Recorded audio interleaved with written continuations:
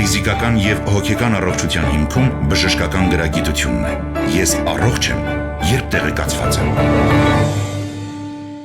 Ողջույն բոլորին, Հանրայինի ուղիղ եթերում ենք, ես առողջ եմ հաղորդման շրջանակում, առաջիկա 30 րոպեներին ձեզ համար կաշխատի Լուսի Քոչարյանը, հիշեցնեմ այն բոլոր տարբերակները, որով կարող եք մեզ հետևել, դրանք են armradio.am կայքի on-line ռեժիմը, live stream-ի տարբերակը, կարող եք եւ դիտել եւ լսել մեզ, տեսագրություն, ձայնագրությունները տեղադրվում են այս նույն կայքում, ես առողջ եմ բաժնում եւ իհարկե հրավիրում եմ Facebook-յան հարթակ, ինչպես միշտ live stream-ի տարբերակով մեզ հետևելու, դրա համար պետք է փնտրեք հայատար գրված Հայաստանի հանրային ռադիո Facebook-յան էջը եւ հետևեք մեզ, մեկնաբանություններում կարող եք նաեւ թողնել դիտարկումներ, հարցեր, եթե ձեզ թեման հետաքրքրի։ Ներկայացնեմ, թե ում հետ ենք զրուցելու, այսօր ունենք երկու մասնագետ Յոլիան արյունաբանության եւ ուռուցքաբանության կենտրոնից, մանկական արյունաբան, ուռուցքաբան Մանե Գիժլարյան, ողջույն։ Եվ մանկական արյունաբան, ուռուցքաբան Սաթեն Հովհաննիսյան, ողջույն։ Բարի օր։ Շնորհակալություն հրավերն ընդունելու համար, այսօր կարևոր օր է, մենք այսօրվա եթերը նվիրելու ենք փետրվարի 15-ին, ընդառաջ ենք անում եթերը, որը քաղցկեղի դեմ պայքարի համաշխարհային օրն է, փորձելու ենք այսօր մի շարք կարևոր հարցերի անդրադառնալ, որոնք ինչպես հենց նոր եթերից առաջ խոսեցինք, շատ կրթելու ճանաչողական նշանակությունն են եւ հանրության լայն շերտերը պետք է տեղեկացված լինեն այս ամենի մասին, որովհետեւ ուռուցքաբանության ոլորտը, հատկապես ձեր դեպքում մանկական ուռուցքաբանության ոլորտը, այդպես ոչ էսթետիկայի մասին է, ոչ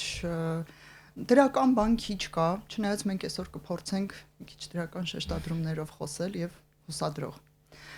Թերևս սկսենք արյունաբանության վերաբերյալ հարցերից, չարորակ հիվանդություններ, ամենահաճախ հանդիպող, եթե կարող եք աշխարհի եւ Հայաստանի մասնավորապես նշել, շատ ուրախ կլինենք, բայց եթե չէ, գոնե Հայաստանի իրավիճակն ինչպիսին է եւ տարածվածությունը, այդպես վտանգը, ռիսկերը։ Շնորհակալ եմ հարցի համար։ Տեսեք, Հայաստանի Հանրապետությունում տարեկան ախտորոշվում է մոտ 100 առաջնակի մանկական քաղցկեղի դեպք, որոնցից մոտավորապես 1/4-ը 25%-ը կազմում են արյան չարորակ հիվանդությունները, իսկ արյան չարորակ հիվանդություններից ամենահաճախը դա սուր լիմֆոբլաստային լեյկեմիան է, որը հանդիպում է մանկական պրակտիկայում։ Ի ուրախություն մեզ կարող եմ նշել, որ թե ամբողջ աշխարհում, թե Հայաստանի Հանրապետությունում բուժումը եւ ապրելիությունը բավականին լավ է։ Օրինակ, սուր լիմֆոբլաստային լեյկեմիաների համար մոտավորապես ապրելիության թվերը տատանվում են 75%-ից մինչև 85%-ի սահմանում։ Որոշ դեպքերում, որոշ կոնկրետ դեպքերում մինչև 90% ապրելիություն են ապահովում։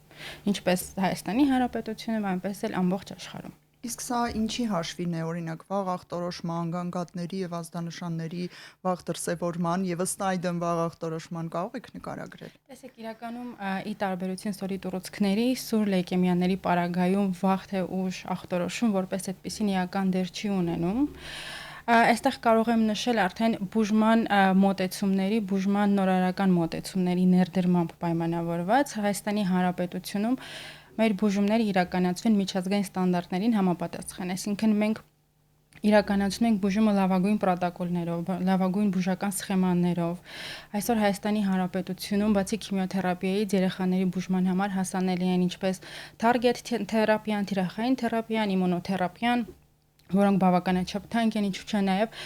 բջջային թերապիան, մասնավորապես ցողունային բջիջների փոխպատվաստումը, որը ժամանակին անհասանելի էր եւ որոշ դեպքերում մեր երեխաները կամ դա չէին իրականացնում, քանի որ հնարավորություն չկար մեկնել արտերկիր կամ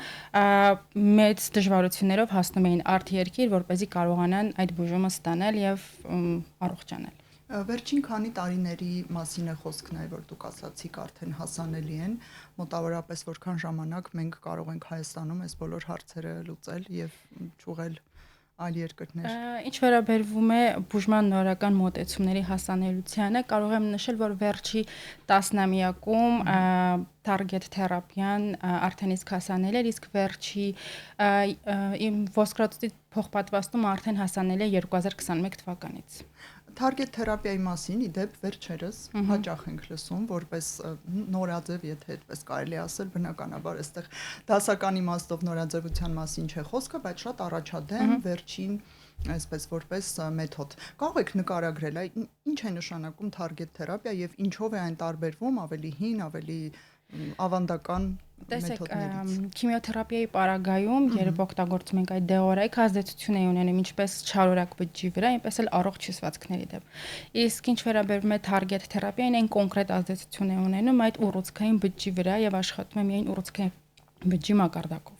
Այսպես եզրագծերով, հա, բարդ է մի քիչ պատկերացնել, որովհետեւ մենք երկու դեպատկեր չունենք, մենք ծավալ ունենք այնտեղ, հասցեն սա թույլ է տալիս հստակ քարտեզագրել եւ դրա վրա հստակ գտնել այն բջջին, որը ունի իր գենում խաթարում եւ աշխատել այդ բջջի մակարդակով։ Իսկ շատ է ավելի թանկ, քան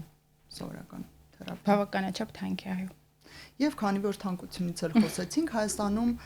պետպատվերի շրջանակում սա սպասարկվում է թե ոչ, երեխաները ինչպես են կարողանում բուժվել։ Տեսեք, իրականում ոլորտը գտնվում է առողջապահության նախարարության հովանու ներքո։ Մաքսիմալ պետությունը փորձում է աջակցել բուժման ֆինանսավորման հարցում, բայց ամբողջ աշխարհում եւ նաեւ Հայաստանի Հանրապետությունում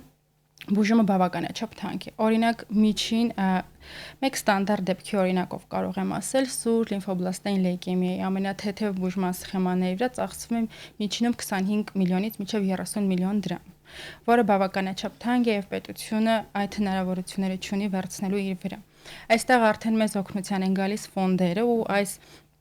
նկարագրում է պետություն ֆոնդ լավագույն համագործակցության մասին։ Տվյալ պարագայում City of Smile-ը շատ մեծ դեր ունի մանկական քաղցկեղի բուժման դերում։ Փորձում են մաքսիմալ, այո, փորձում են մաքսիմալ ձևով ֆինանսավորել եւ օգնել ընտանիքներին այդ ֆինանսական բեռը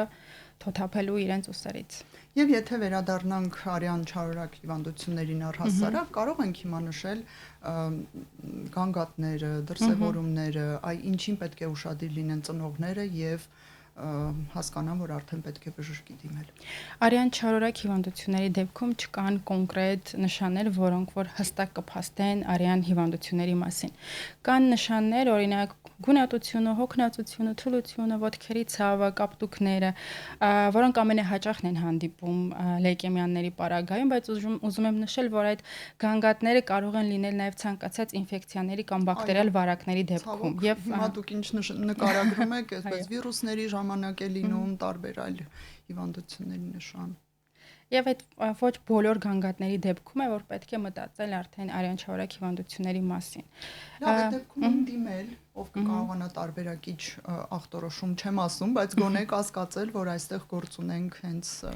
առաջին քայլը դա պետք է լինի դիմելը տեղամասային մանկաբույժին կամ ընտանեկան բժշկին։ Լավ։ Մանկաբույժը ընտանեկան բժիշկը կատարում են երեխայի զննում, անհրաժեշտության դեպքում կատարում են ամենապարզ հետազոտությունը, արյան ընդհանուր քննությունը։ Եթե որևէ կասկածելի բան են նկատում, արդեն ուղղորդում են մեր կենտրոն մանկական արյունաբանի խորհրդատվության։ Գոհ եք ուղղորդումներից։ Ես ուզում եմ հիմա պատկերացնել մեր պոլիկլինիկաներում այդքան վերապատրաստում եւ գրագիտություն կա արդյոք, որ իրեն կարողանան կասկածել, տարբերակել եւ թիրախավորված ուղղորդել։ Իրականում առաջնային օղակում իհարկե կան խնդիրներ, որոնք պետք է լուծվեն։ Հանգիստ կարող եք բողոքել։ Միևնույն հանուններ չենք տալիս։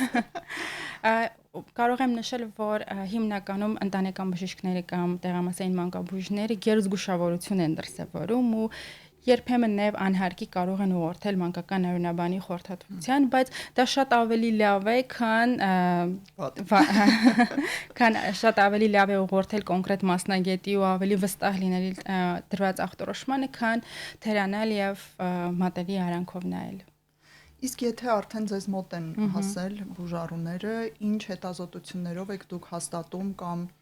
ժխտում արյան չարորակ հիվանդությունը։ Ինչպես նշեցի, ամենապարզ հետազոտությունը դա արյան ընդհանուր քննությունն է։ Արյան ընդհանուր քննությունով կարող են լինել հեմոգլոբինի իջեցում, տրոմբոցիտների իջեցում, լեյկոցիտների ինչպես բարձրացում, այնպես էլ ցածր թվեր կարող ենք ունենալ։ Նույնիսկ կարող ենք արյան ընդհանուր քննության որևէ փոփոխություն չունենալ։ Հաջորդ քայլը դա ոսկրածուծի ֆունկցիան է, այսինքն անաստեղծ համակարգում գնահատում ենք արդյոք կան այդ ուռուցքային բլաստ բջիջները թե ոչ։ Եթե արդեն տեսնում ենք այդ ուռուցքային բջիջները, կան այնտեղ ավելի խորացված հետազոտություններ, իմունոֆենոտիպավորում, մոլեկուլային բջջագենետիկ հետազոտություն, կարիոտիպավորում, որոնք մեզ թույլ են տալիս արդեն հստակ ախտորոշում դնել իրեն ենթատիպերով ու ավելի ճիշտ եւ ավելի կոնկրետ բուժում սկսել երեխային։ Մի հարց, եթե արյան ընդհանուր անալիզը միգուցե ոչինչ չի վերհանում, չի բացահայտում, ինչպես եք դուք մտածում, որ պետք է արդեն ոսկրածուծի ֆունկցիա անել կամ մնացած այլ հետազոտությունները։ Իհարկե շատ քիչ դեպքերում են նմանատիպ հիմնականում փոփոխություններ երևում են, բայց նաև շատ կարևոր է թե ինչ անամնեզ ու ինչ գանգատներ է նշում մայրը, ինչ սովորաբար ծնողները արդեն խիստ անհանգստացած են լինում ու այդ գանգատները նույնպես կարևորվում են մեր կողմից։ Զրուցենք նաև ձեզ հետ սոլիդ ուռուցքների վերաբերյալ, նախ հասկանանք ինչ է նշանակում այս բառակապակցությունը սոլիդ ուռուցք, միգուցե առաջին անգամ լսող մարդկանց համար։ Շնորհակալ եմ։ Սոլիդ ուռուցքները մանկական քաղցկեղի դեպքերի գրեթե մեծամասնություն են կազմում։ Ինչպես բժշկուհին արդեն նշեց, լեյկեմիաները, լիմֆոմաները դրանք արյունաստեղծ համակարգի չարոք հիվանդություններն են։ Մինչդեռ սոլիդ ուռուցքների պարագայում ուռուցքային գոյացությունները տեղակայվում են տարբեր օրգաններում։ Դա կարող է լինել երիկամ, լյարդ կամ ոսկրային սարկոմաներ, փափուկ հյուսվածքներում տեղակայված ուռուցքներ, բավականին բազմազան, բազմաժանր հիվանդություններ կան սոլիդ ուռուցքների կազմում եւ իհարկե տարածվածության առաջին տեղում են գտնվում գլխուղեղի ուռուցքները, որոնք կազմում են մանկական քաղցկեղի դեպքերի մոտ 20%-ը եւ ունեն բավականին էլի խայտաբղետ պատկեր։ Սոլիդ ուռուցքների ծագման վերաբերյալ հաճախ հնչող հարցեր են իհարկե լինում, ինչպես առաջացավ, որտեղից ծագեց եւ ինչն ենք սխալ արել, սա իհարկե ամենաառաջին հարցն է լինում, որով մոտենում են մանկական ուռուցքաբանին ահաբեկված ծնողները եւ մենք պիտի տեղեկացնենք, որ դուք որևէ բան բաց չեք թողել ամբողջ աշխարհում մանկական քաղցկեղների պատճառների 80%-ը բացահայտված չէ, 80-85 նույնիսկ, հա, եւ շատ փոքր տոկոսը, մոտ 5-ից 10%-ը քաղցկեղի նախատրամադրվածության համախտանիշներն են, որոնք կարող են նպաստել, որպեսզի քաղցկեղ զարգանա։ Կոնկրետ սոլիդ ուռուցքների պարագայում վաղ ախտորոշում ունի շատ կարևոր նշանակություն։ Եթե համատենք մեծահասակների ուռուցքների հետ, մանկական պրակտիկայում գոյություն չունի, հա, միջավայրի որևիցե գործոն, որը կարող է նպաստել, օրինակ երբ մեծահասակների դեպքում ասում ենք ծխելը նպաստում է թոքի քաղցկեղի առաջացմանը, մանկական պրակտիկայում չկա նման բան։ Այստեղ շատ ավելի բազմաֆունկցիոնալ ախտորոշում պետք է իրականացնել եւ շատ հաճախ այն դեպքերում, երբ որ ավելի ուշ է ախտորոշվում հիվանդությունը եւ հասնում է տարածվել տարբեր այլ օրգաններում, իհարկե ավելի վատ է անդրադառնում բուժման արդյունավետության վրա եւ այստեղ վաղ ախտորոշումը շատ կարեւոր նշանակություն ունի, բայց ի ուրախություն նշեմ, որ վերջին տարիներին մենք նկատում ենք իսկապես թափություն եւ զգոնություն մանկաբույժների կողմից, որովհետեւ սկսել են շատ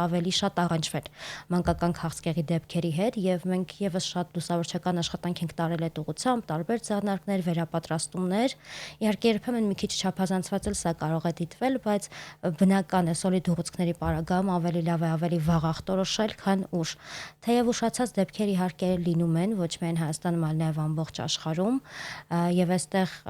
եթե խոսենք ապրելիության լավ ցուցանիշների մասին, անպայման պիտի նշենք, որ վաղ ախտորոշումը շատ կարևոր նշանակություն ունի։ Իսկ ինչն է պատճառը, որ ուշ հայտնաբերում այնուամենայնիվ մենք շատ ունենք այդպիսի դեպքեր, թաքնված նշաններն են, թե ծնողների այլ խնդիրներ փնտրելու վրա ժամանակ ծախսելն է, միգուցե ֆինանսներն է, չգիտեմ, ձեր դիտարկմամբ ինչն է պատճառը։ Տեսեք, իրականում նույնիսկ զարգացած երկրներում կան դեպքեր, երբ որ հայտնաբերվում են նույնիսկ այդքան իդեալական առողջապահական համակարգերը, որ մենք պատկերացնում ենք, նույնիսկ այդ երկրներում են լինում ուշացած դեպքերի ախտորոշում եւ սա շատ բնական է, որովհետեւ մանկական քաղցկեղը համարվում է հազվադեպ հանդիպող հիվանդություն ամբողջ աշխարհում, թեև ինքը մանկական կլինիկական մահացության ամենակարևոր պատճառներից մեկն է հանդիսանում, բայց համարվում է հազվադեպ հանդիպող, այսինքն մենք տարեկան Հայաստանում տեսնում ենք 100-120 առաջնակի քաղցկեղի դեպքեր։ Եվ եթե մենք միջին ստատիստիկ նայենք մանկաբույժներին կամ այլ բժիշկներին, կարող են իրենց ամբողջ գործունեության ընթացքում 1 կամ 2 քաղցկեղի դեպք տեսնել։ Եվ իհարկե գտնելը, թե ինչի մասին է խոսքը, բավականին բարդ է նաև այն պատճառով, որ կլինիկական նշանները շատ յուրահատուկ չեն լինում որպես կանոն, եւ շփոթեցնող է լինում։ Շատ հաճախ մանկական քաղցկեղը արդեն ախտորոշում է տարբեր հիվանդություններ բացառելուց հետո։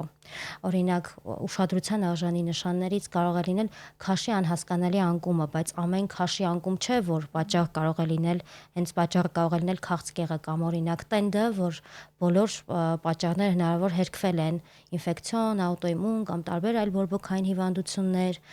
գիշերային քրտնարտադրություններ, սրանք ինչ որ նշում ենք այս կլինիկական նշանները, այնքան էլ սպეციფიկ չեն եւ իհարկե կարելի է այս կլինիկական նշանների հետևից չգնալով ուշացնել ախտորոշումը։ Իհարկե կլինիկական նշանները նաև սոլիդ ուռուցքների դեպքում պայմանավորված են, թե որտեղ է տեղակայված ուռուցքը։ Դուք նշեցիք, որ ամենատարածվածը գլխուղեղինն է,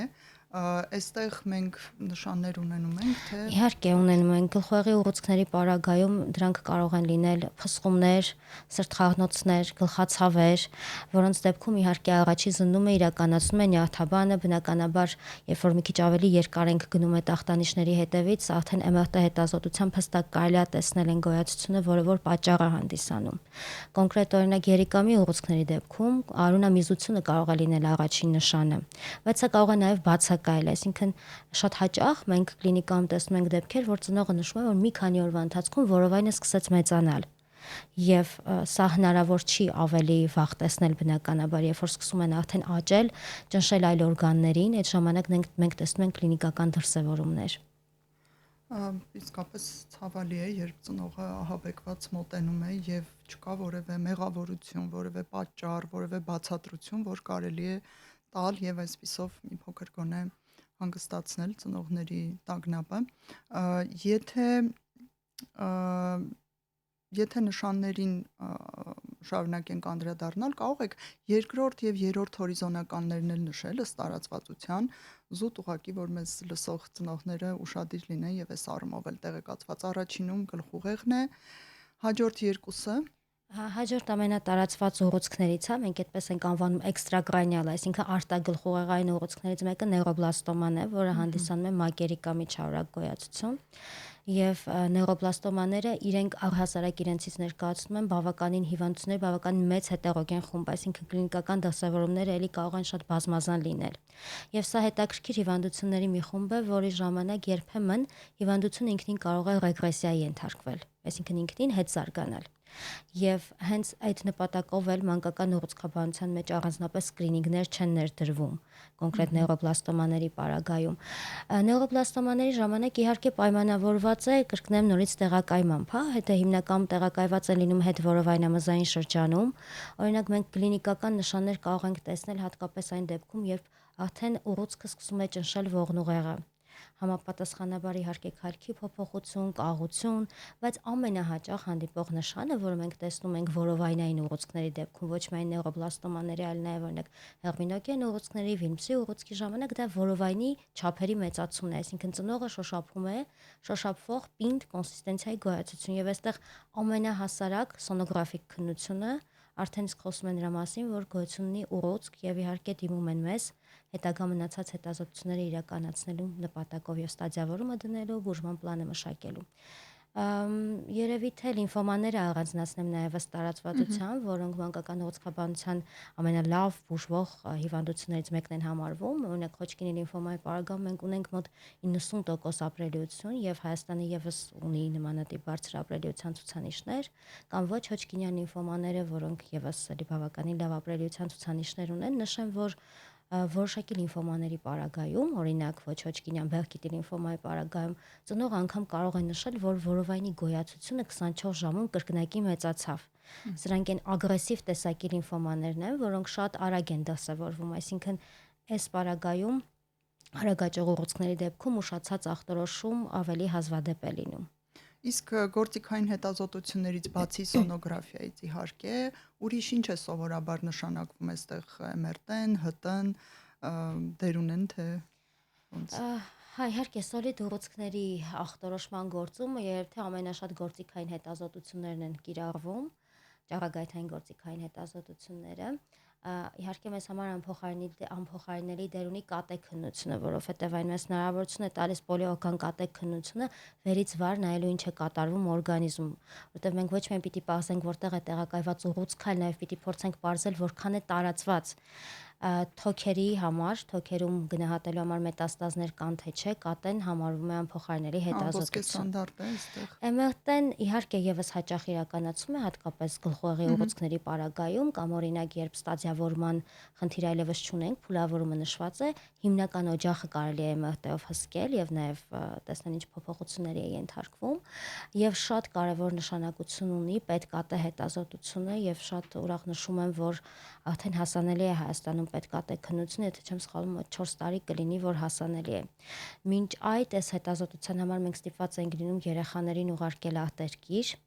իսկ պետկատե քննությունը ինքնին շատ զգայուն հետազոտություն է հենց ուռուցքների ախտորոշման համար։ Այսինքն մենք կարողանում ենք պարզել ոչ միայն տարածվածությունը, այլ նաև բուժման արդյունավետությունն ենք կարողանում գնահատել։ Դինամիկ հսկելով անփոխարինելի հետազոտություն է համարվում մեզ համար։ Ինչ վերաբերում է մնացած այլ հետազոտություններին, օրինակ դա կլինի ոսկրածուծի պունկցիա կամ կլինի գոտկային պունկցիա, դրանք բոլորը իրականացում են կրկին տարածվածությունը պարզելու նպատակով։ Ամենահաճախ կիրառում ենք կատե, էմերտե եւ պետկատե հետազոտություններ։ Շնորհակալություն։ Սոլիդ ուռուցքների ֆինանսական ծախսերը նույնպես City of Smile-ի հետ կարողանում են լուծվել, թե այս դեպքում պետությունն ավելի շատ է իր վրա վերցնում ծախսերի բեռը, ինչ ունենք, ինչ պատկեր ունենք։ Սոլիդ ուռուցքները եւս բավականին թանկարժեք եւ երկարատև բուժում պահանջող հիվանդություններ են, այսինքն այստեղ ոչ միայն խոսքը գնում է նրա մասին, որ բուժումը թանկարժեք է, այլ նաեւ երկարատև է։ Կես տարուց մի տարի, նույնիսկ ավել, շատ ծանր ուռուցքների դեպքում, որ նաև իրականացում է պահպանողական բուժում, շատ երկար է տևում։ Պետությունը միայնակ այս ծախսերը եւ հոգսերը հոգալ չի կարող, որովհետեւ շատ մեծ գումարների մասն է գնում խոսքը։ Եթե օրինակ լեյկեմիաների պարագայում ստանդարտ մեթոդը քիմիոթերապիա, իմունոթերապիա, ցողունային բջիջների փոխպատվաստումն է, սոլիդ ուռուցքների դեպքում մենք ստիպված ենք լինում պայքարելու բոլոր հնարավոր ճանապարհներով, այսինքն միանում է քիմիոթերապիային վիրահատական բուժումը, ճառագայթային թերապիան, իհարկե սրանք ենթադրում են բավականին մեծ ծախսեր եւ ժամանակակից ուռուցքաբանությունը շարժվում է առաջ եւ պիտի ուրախությամբ նշեմ, որ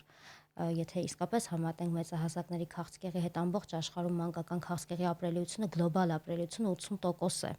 Այսինքն 10 երեխայից 8-ը առողջանում է, ինչը շատ ոգևորիչ հանգամանք է մեզ համար։ Սա իհարկե հնարավոր է դառնում միայն այն դեպքում, երբ մենք կիրառում ենք բուժման ամենաժամանակակից մեթոդները եւ կոմպլեքս մոտեցումները հարակից ոլորտի բժիշկների հետ համատեղ եւ ելի նշեմ ֆոնդերի դերը անպայման ներկայումս City of Smile-ը հսկայական դրամահավաքներ է իրականացնում նեյրոբլաստոմա ախտորոշմամբ երեխաների բուժմանը դինուտուքսումաբ դեղորայքը ավելացնելու համար, որը հսկայական գումարներ են, այսինքն որևէ միջին վիճակագրական հայ ընտանիք, պետություն, որևէ մեկը չի կարող հոգալ այս ծախսը։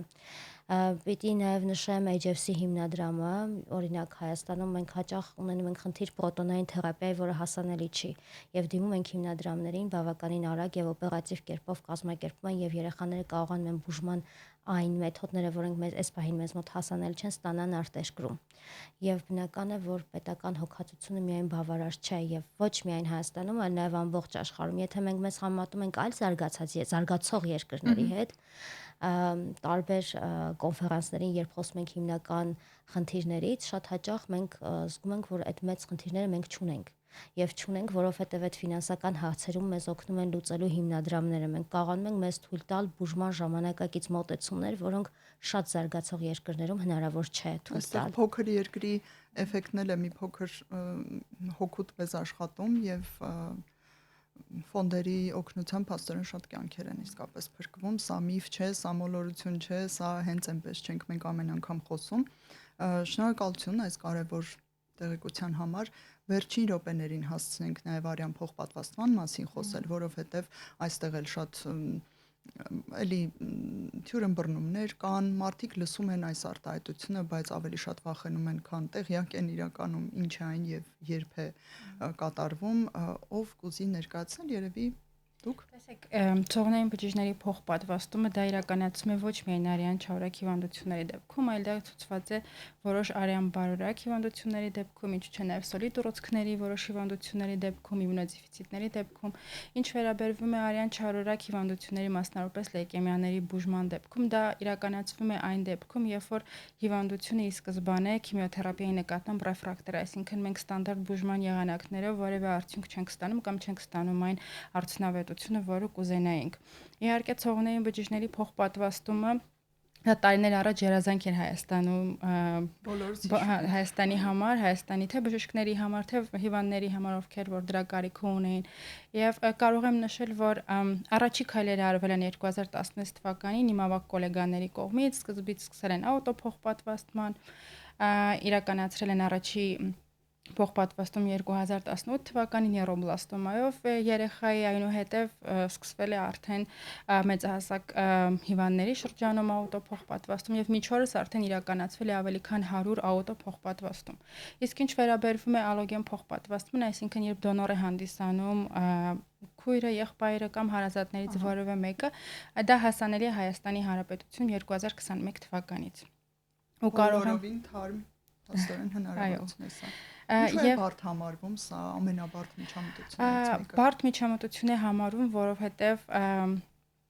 մենք հիվանդին ներարկում ենք որքան էլ որ համարում ենք 100% համատեղելի կամ առհասարակ կիսոչափ համատեղելի դոնորի բջիջներ, այդ բջիջները տեղավորվելով օրգանիզմում ժամանակ է պետք, որպեսզի կարողանան համակերպվել եւ սկսեն բնականon գործել ու այդ ընթացքում բազմաթիվ բարդություններ կարող են առաջանալ։ Անկանխատեսելի թե անկանխատեսելի որպես այդպեսին չենք կարող ասել, որովհետեւ մենք սպասում ենք, որ կլինեն որոշ բարդություններ եւ իհարկե այդտեղ այդ բարդությունների ծանրության աստիճանը կարող է տարբերվել։ Բացի այդ բարդություններից հաշվի առնելով, որ նոր իմուն համակարգ է ձևավորվում եւ նոր իմուն համակարգ պետք է վերականգնվի, այդ ընթացքում կարող ենք ունենալ բազմաթիվ ինֆեկցիոն բարդություններ, հատկապես սնկային բարդությունները, կարող ենք ունենալ տարբեր բակտերիալ վարակներ, որոնք կարող են կյանքի հետ անհամատեղելի լինել։ Եվ այդ բուժումը երկարատև ճանապարհ է պահանջում, որպեսզի անցնենք որոշ դեպքերում մինչև 360 օր ու այդ ընթացքում արդեն այդ դեղորայքները, որոնք որ կիրառում են բավականաչափ թանկ են եւ բավականաչափ ինչու՞ չէ նաեւ անհասանելի որոշ դեպքերում։ Բայց բարեբախտաբար մենք ունենք հաջողված բազմաթիվ դեպքեր ու պատվով ենք հաղթահարել որոշ դեպքերում։ Եթե շուրջ 1 տարին լրանում է եւ անցնում եք բոլոր ռիսկերի, բարդությունների այդ ռուբիկոնը, արդյոք սա նշանակում է, որ վերջ խնդիրը լուծված է, երեխան մինչեւ որքան որ պետք է ապրեր, այլևս խնդիր չի ունենալու։ Տեսեք, օրինակ իմունոդեֆիցիտների պարագայում, երբ որ փոխպատվաստում է իրականացում եւ բարեհաջող է անցնում, նրանց առողջացման հավանականությունը որոշ դեպքերում մինչև 90% է, այսինքն 90% հավանականություն կա, որ լիարժեք կյանքի կվերադառնան ու կապրեն այնպես, ինչպես մնացած բոլոր առողջ բալիկները։ Իսկ օրինակ լեյկեմիաների պարագայում թիվը մի քիչ ավելին է եւ մի քիչ ավելի ցածր է, մոտավորապես 70%-ի է հասնում, որովհետեւ ինչքան էլ որ հաղթահարում ենք տվյալ բուժմամբ հիվանդությունը, կան որոշ բարդություններ, որոնք որ կարող են կյանքի ընթացքում արդեն որոշ դժվարություններ առաջացնել բալիկների համար, երբեմն կարող է լինել հաշմանդամություն ամբողջ կյանքի ընթացքում։ Բայց դա միակ ճանապարհն է, որով կարող է հաղթահարվել այդ չարորակ հիվանդությունը։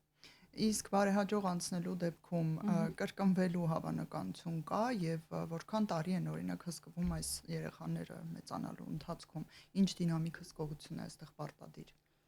Իհարկե հետ փոխպատվաստումային շրջանում, վաղ շրջանում շատ ավելի հաճախ է իրականացվում այդ հետազոտությունը, հսկողություն երբեմն շաբաթը 1 է իրականացվում, 2 շաբաթը 1 գալիս են տարբեր հետազոտությունների, բարբերաբար բժիշկների կողմից գնահատվում են այդ երեխաները, բայց երբ որ ամբողջ բուժումը ավարտվում է, իմունոսուպրեսիոն թերապիան ավարտվում է, արդեն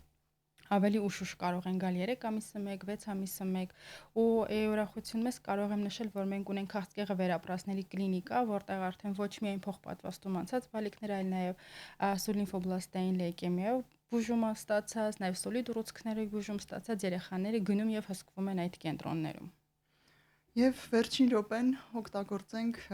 արտերկրից եկող բուժառուների մասին խոսելու համար, արդյոք կան այսպիսի դեպքեր, երբ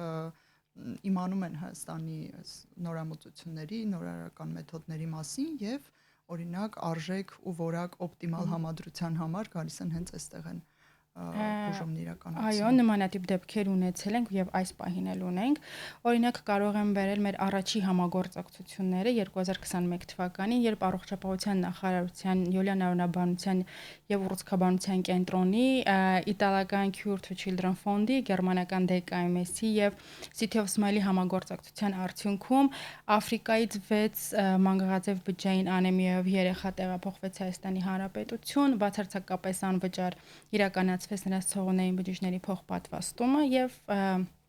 նրանցից շատերը վերադարձան իրենց երկիր, շարունակում են իրենց կենսագործունեությունը, երբեմն մեզ ուրախացնող նկարներ են ուղարկում, մեր հետ շարունակում են այդ կապը։ Եվ ունենք նմանատիպ դեպքեր։ Այո, այս պահին ունենք մեկ բալիկ Գայանայից, ով բուժում է ստանում մեր կենտրոնում, բուժվել է սուլինֆոբլաստային լեյկեմիայի ռեցիդիվի կապակցությամբ, բարեհաջող ռեմիսիա ստանալուց հետո ներկայումս իրականացվել է ցողունային բջիջների փոխպատվաստում, սպասում ենք արդյունքներին։ Ես հուսով եմ մենք այս ոլորտում տուրիզմ կունենանք, հիմա շատ են պլաստիկ վիրահատության ոլորտում, ստոմատոլոգիայում եւ կարծես թե շատանում են